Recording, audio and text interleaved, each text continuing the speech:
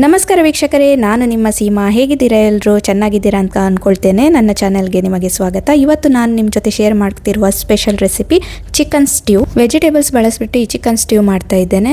ಇಲ್ಲಿ 700 ಗ್ರಾಮ್ನಷ್ಟು ಚಿಕನ್ ತೊಗೊಂಡಿದ್ದೇನೆ. ಅದಕ್ಕೆ ಸ್ವಲ್ಪ ರುಚಿಗೆ ತಕ್ಕಷ್ಟು ಉಪ್ಪು, 1 ಟೀ ಸ್ಪೂನ್ನಷ್ಟು ಅರಶಿನ, ಅರ್ಧ ಟೀ ಸ್ಪೂನ್ನಷ್ಟು ಪೆಪ್ಪರ್ ಪೌಡರ್ ಬಳಸ್ತಾ ಇದ್ದೇನೆ. ಇಷ್ಟು ಹಾಕಿಬಿಟ್ಟು ಮ್ಯಾರಿನೇಟ್ ಮಾಡಿ 15ರಿಂದ 30 ನಿಮಿಷ ಇಡಬೇಕು. ಚಿಕನ್ ಸ್ಟ್ಯೂ ಏನಿದೆ ಇದು ಸಿಹಿಯಾಗಿ ಆಗುತ್ತೆ. ಯಾರಿಗೆ ಹೆಚ್ಚು ಖಾರ ಬೇಕಂತ ಅನಿಸಿದರೆ ಹೆಚ್ಚಿಗೆ ಪೆಪ್ಪರ್ ಪೌಡರ್ ಬಳಸ್ಬೋದು. ಇವಾಗ ಒಂದು ಬಾಣಲೆಗೆ 2 ಟೇಬಲ್ ಸ್ಪೂನ್ನಷ್ಟು ತೆಂಗಿನೆಣ್ಣೆ ಹಾಕ್ಕೊಳ್ತಾ ಇದ್ದೇನೆ. 1 ಟೀ ಸ್ಪೂನ್ನಷ್ಟು ತುಪ್ಪ ಹಾಕ್ಕೊಳ್ತಾ ಇದ್ದೇನೆ.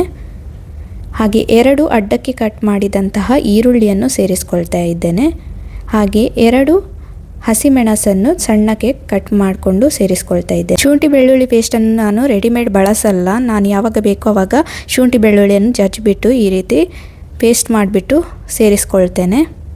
ನಿಮಗೆ ಬೇಕಿದ್ದರೆ ಹೆಚ್ಚಿಗೆ ಮನೆಯಲ್ಲಿ ಪೇಸ್ಟ್ ಮಾಡಿ ಫ್ರಿಜ್ಜಲ್ಲಿ ಕೂಡ ಇಡ್ಬೋದು.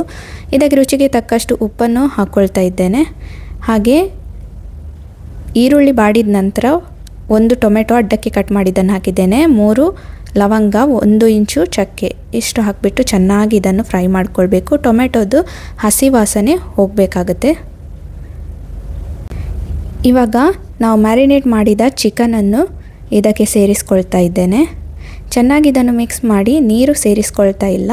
ಮುಚ್ಚಳ ಮುಚ್ಚಿ ಇದನ್ನು ಬೇಯಲಿಕ್ಕೆ ಬಿಡ್ತೇನೆ. ನೀರು ಚಿಕನ್ ಬಿಟ್ಕೊಂಡು ಬಿಡುತ್ತೆ. ಇವಾಗ ಅರ್ಧ ತೆಂಗಿನಕಾಯಿಯನ್ನು ಸ್ವಲ್ಪ ನೀರು ಸೇರಿಸಿ ಅರ್ಧದ್ದು ತೆಂಗಿನಕಾಯಿಯ ಹಾಲನ್ನು ತೆಗೆದುಕೊಳ್ತಾ ಇದ್ದೇನೆ. ನೋಡಿ, 15 ನಿಮಿಷದ ನಂತರ 90% ಚಿಕನ್ ಬೆಂದಿದೆ. ಆವಾಗ 1 ಕ್ಯಾರೆಟ್ ಹಾಗೆ 1 ಆಲೂಗಡ್ಡೆನ ಹಾಕ್ಕೊಳ್ತಾ ಇದ್ದೇನೆ. ನಿಮಗೆ ಇಷ್ಟ ಇದೆ ಬೇರೆ ತರಕಾರಿಯನ್ನು ಕೂಡ ಇದರ ಜೊತೆ ಸೇರಿಸ್ಕೊಳ್ಬಹುದು. ಇವಾಗ ತರಕಾರಿ ಜೊತೆ 5 ನಿಮಿಷ ಬೇಯಿಸಬೇಕು. 5 ನಿಮಿಷ ನಾನು ಬೇಯಿಸಿದ್ದೇನೆ. ತರಕಾರಿ ಚೆನ್ನಾಗಿ ಬೆಂದಿದೆ. ಇವಾಗ ನಾನು ಅರ್ಧ ತೆಂಗಿನಕಾಯಿಯ ಹಾಲನ್ನು ತೆಗೆದಿದ್ದೆ.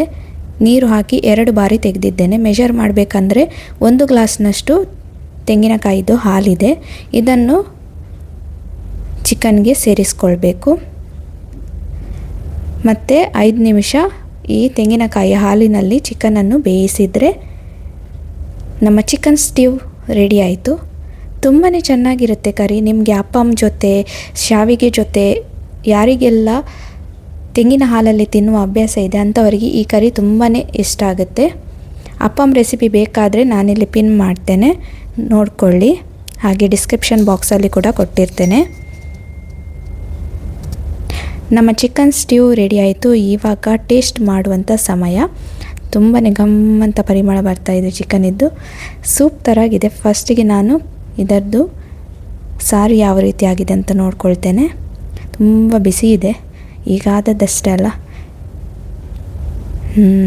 ಸಖತ್ ಟೇಸ್ಟಿಯಾಗಿದೆ.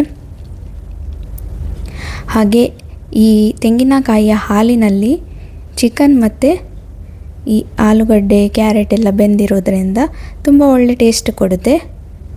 ಚಿಕನ್ ಕೂಡ ಚೆನ್ನಾಗಿ ಬೆಂದಿದೆ. ಹಾಗೆ ತರಕಾರಿ ಕೂಡ ಚೆನ್ನಾಗಿ ಬೆಂದಿದೆ. ತುಂಬಾ ಚೆನ್ನಾಗಿತ್ತು ಈ ರೆಸಿಪಿ. ನೀವು ಕೂಡ ಟ್ರೈ ಮಾಡಿ. ಹ್ಯಾಪಿಯಾಗಿರಿ, ಹೆಲ್ದಿಯಾಗಿರಿ. ಇನ್ನಷ್ಟು ವೀಡಿಯೋಸ್ ಜೊತೆ ಸಿಗ್ತೇನೆ. ಅಲ್ಲಿವರೆಗೂ ಬಾಯ್.